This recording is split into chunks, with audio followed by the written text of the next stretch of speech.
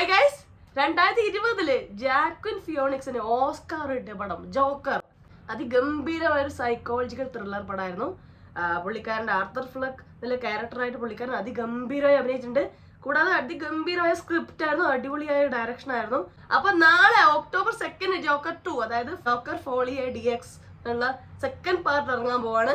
അപ്പൊ അതിനു മുന്നേ ജോക്കർ എന്നുള്ള ഫസ്റ്റ് പാർട്ടിന്റെ ഒരു റിവൈസ് നമുക്ക് ചെയ്തു നോക്കാം.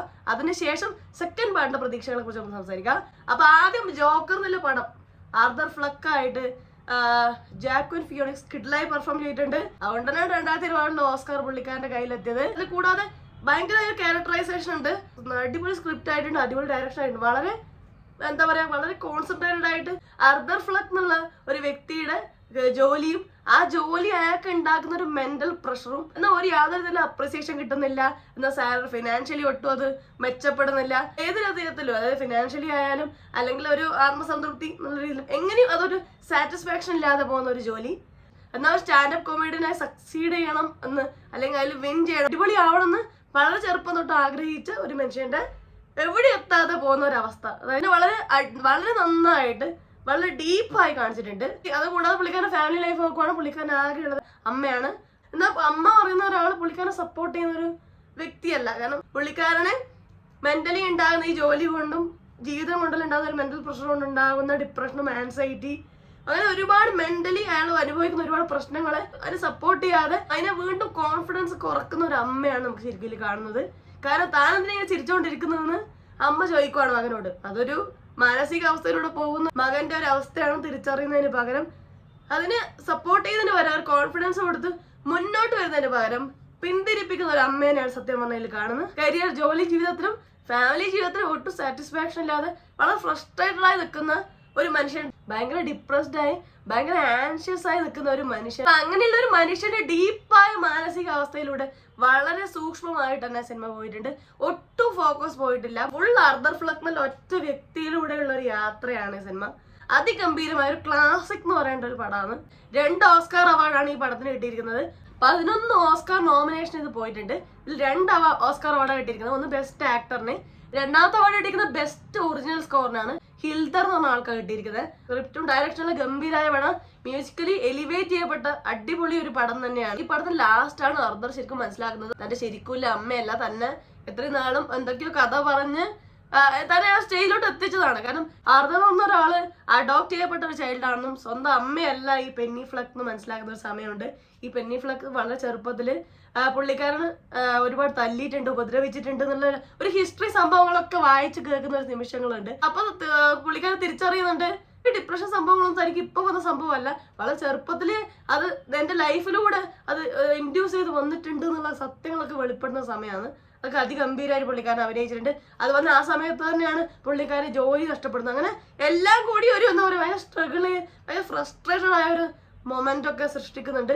അത് അയാൾക്ക് ഉണ്ടാകുന്ന മാറ്റങ്ങളും ആ ഒരു ഫ്രസ്ട്രേഷൻ ഉണ്ടാക്കുന്ന ഒരു ചേഞ്ചസ്, അത് അയാൾ എന്ത് ചെയ്യാൻ തയ്യാറാക്കുന്ന ഒരു അവസ്ഥയൊക്കെ കാണിക്കുന്നുണ്ട്. എന്താ വെച്ചാൽ ആരെ വേണം കൊല്ലാം, എനിക്കിതൊന്നും മുന്നും പിന്നും നോക്കണ്ട, എനിക്ക് സ്വന്തമായിട്ട് ആരുമില്ല, എന്നെ വളർത്തി വലുതാക്കിയ എന്നെ ഉപദ്രവിച്ചു കൊണ്ടുവന്ന ഒരു അമ്മയാണ് എനിക്ക് ഉണ്ടായത്, അവരെയും കൊന്ന. അതുപോലെ തന്നെ ജോലി സ്ഥലത്ത് ജോലി പോകാൻ കാരണക്കാരായ തോക്ക് കൊടുത്തിട്ടാണല്ലോ പുള്ളിക്കാരനെ ജോലി പോയെ, ഗണ്ണ് കൊടുത്തിട്ടാണല്ലോ. അപ്പൊ ആ ഗണ്ണ് കൊടുത്തത് മാത്രമല്ല അത് പറയും കൂടെ ചെയ്ത് തന്റെ ജോലി തെറിപ്പിച്ച ആളെ കൊന്ന്, അങ്ങനെ എല്ലാം. അതുപോലെ തന്നെ ഓൺ സ്റ്റേജില് തന്റെ കോമഡിയെ അവഹേളിച്ച പരിഹസിച്ച ചങ്ങായിനെ കൊന്ന്. അപ്പൊ അങ്ങനെ എല്ലാം ഇനിയൊന്നും തനിക്ക് നോക്കാനില്ല, എല്ലാം കൈവിട്ട് പോയി. ഇറക്കിനൊന്നും ആലോചിക്കാനില്ല, ഇറക്കൊന്നും മുന്നും പിന്നെ ആലോചിക്കാനില്ലാത്തൊരു മനുഷ്യനായിട്ട് മാറുന്ന അവസ്ഥ, ആ സിറ്റുവേഷൻ ക്രിയേറ്റ് ചെയ്തു, അത് പുള്ളിക്കാരൻ ഉണ്ടാക്കിയ ചേഞ്ച് എല്ലാം അതിഗംഭീരമായിട്ട് നമ്മളെ മുന്നിലെത്തിച്ചിട്ടുണ്ട്.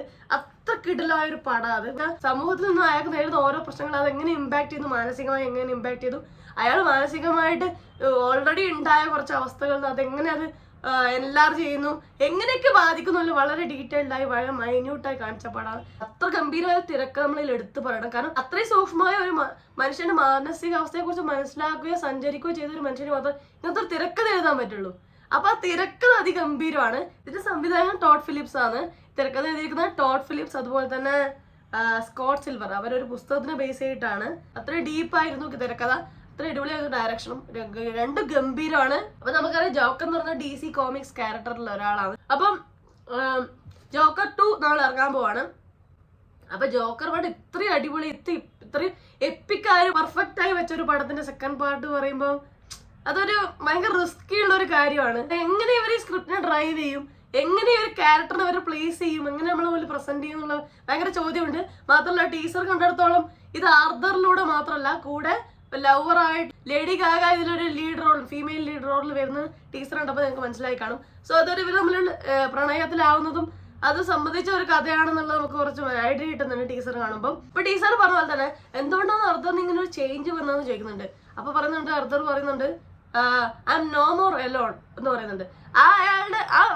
അയാൾ ഒറ്റപ്പെടലും അയാളുടെ ഡിപ്രഷനും ഉണ്ടാക്കിയ ഒരു മാറ്റങ്ങളും അതിനുണ്ടാക്കുന്ന പ്രശ്നങ്ങളും അതിന്റെ സിറ്റുവേഷൻസുകളാണ് നമ്മൾ ജോക്കർ 1 കാണുന്നത്. അപ്പൊ അയാൾ നോ മോർ എലോൺ എന്ന് പറയുമ്പോൾ ഒരു നായികയും കൂടെ വരുമ്പോൾ അയാൾക്ക് ഉണ്ടാകുന്ന മാറ്റങ്ങൾ എന്താന്നൊക്കെ ഉള്ള ഒരു ചേഞ്ച്, ഒരു ക്യൂരിയോസിറ്റി ചെറുതായിട്ടില്ല ഞാൻ പറയുന്നില്ല. പക്ഷെ എങ്കിലും ആ ഒരു ക്യാരക്ടർ ടോട്ടലി മാറിപ്പോയി കഴിഞ്ഞാൽ നമ്മൾ ആ ഒരു അർദർ ഫ്ലക്ക് എന്നുള്ള ഒരു ക്യാരക്ടറും അയാളുടെ മാൻഡറിസം, അയാൾ ഉണ്ടാക്കി വെച്ച ഒരു ഇമേജ് ഉണ്ടല്ലോ, അത് ഒരു ലേഡി വന്ന് ഒരു അവൻ റിലേഷനിലാവുമ്പോൾ ഉണ്ടാകുന്ന മാറ്റങ്ങൾ അത് എത്രത്തോളം പടം നന്നാവും എന്നുള്ളൊരു ക്വസ്റ്റ്യൻ എൻ്റെ തലയിൽ തോന്നുന്നു. മേ ബി നന്നായി കാണും, കാരണം ടീച്ചർ കുഴപ്പമൊന്നുമില്ല കണ്ടിരിക്കാൻ. ബട്ട് ജോക്കർ 1 എന്നുള്ളൊരു പടം ഉണ്ടാക്കിയ ഒരു ഇമ്പാക്റ്റ് കൊണ്ടാവാം എനിക്ക് തോന്നി ഇത് ബാറ്റ്മാനായിട്ടുള്ള കണക്ഷനും ബാറ്റ്മാനായി റിവഞ്ച് ചെയ്യാനുള്ള ഒരു കാരണം ആ ഒരു തരത്തിൽ സ്റ്റോറി പറ്റിയിരുന്നെങ്കിൽ കുറച്ചുകൂടെ മേ ബി എല്ലാവർക്കും ഇൻട്രസ്റ്റിംഗ് ആയി മാറിയേനെ ഇതിനേക്കാളും എന്ന് തോന്നി. പക്ഷെ എനിക്കൊന്ന് കൂടുതൽ ഒരു ക്ലാസിക്കായ ഒരു പടാക്കാൻ വേണ്ടിയിട്ടാവാം അങ്ങനെ ഒരു എന്താ പറയുക ഒരു ഫാന്റസി സംഭവങ്ങൾ ബാറ്റ്മാൻ ഒക്കെ വരുമ്പോൾ വരും എന്നുള്ള തോന്നൽ കൊണ്ടാവാം അതിലോട്ട് പോവാതിരുന്നത്. അത് നമുക്ക് നോക്കാം ഏത് തരത്തിലാണ് ഈ ജോക്കർ 2 വരാൻ പോകുന്നത്. ചിലപ്പോൾ മേ ബി നന്നായി കാണാം. നാളെ വരെ നമുക്ക് വെയിറ്റ് ചെയ്യേണ്ട കാര്യം നമുക്ക് നോക്കാം. അപ്പൊ എന്തൊക്കെയാണ് നിങ്ങളുടെ പ്രതീക്ഷകൾ? നിങ്ങൾ ജോക്കർ 1 കണ്ടതല്ലേ? പടത്തെ കുറിച്ച് നിങ്ങളുടെ അഭിപ്രായങ്ങൾ എന്തൊക്കെയാണ്? ജോക്കർ 2നെ കുറിച്ചുള്ള പ്രതീക്ഷകൾ എന്തൊക്കെയാണ്? നിങ്ങൾ വെയിറ്റ് ചെയ്തിരിക്കുവാണോ ഇത് കാണാൻ? എന്തൊക്കെയാണ് നിങ്ങൾക്ക് ഈ സിനിമയെ കുറിച്ചുള്ള പ്രതീക്ഷകൾ?